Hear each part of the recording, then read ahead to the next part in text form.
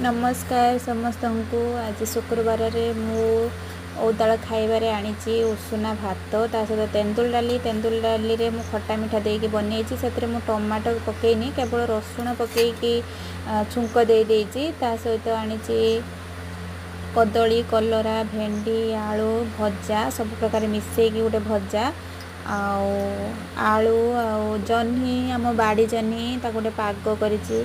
ता सहित धानुआ लंका लुण पकईकी मुझे पानी पकईकी पागटा बनईची। पागरे पानी पकईकी दलिले टेस्टा बहुत बढ़िया लगे। मत से भाया पाग बनवा को बहुत भल लगे और खाइबा को भी बहुत भल लगे। मत गरम भात पखाल भात रे पाग खाइबा को एरकम भल लगे। आपण मैंने निश्चय ये ट्राए करें। जह्नीटा आमर आज माकड़ पशि जाते बाड़ी रे सब जह्नी की खाई आमे पाखु छड़े नहीं आसलु से गोटे जह्नी खंडे मु पुड़ी देकी पाग बनी देची। आपण मानक पागटा केमिति लागुच निश्चय कहिबे। रसुण प्याज पकई दली देले मजा बढ़िया आसी जाए।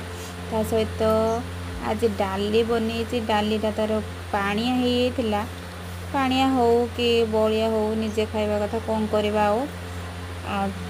खाई देखुचे केमिति लागुचे। आपण माने निश्चय ट्राए करें ये गरम भात सहित पाग डाली भजा डाली।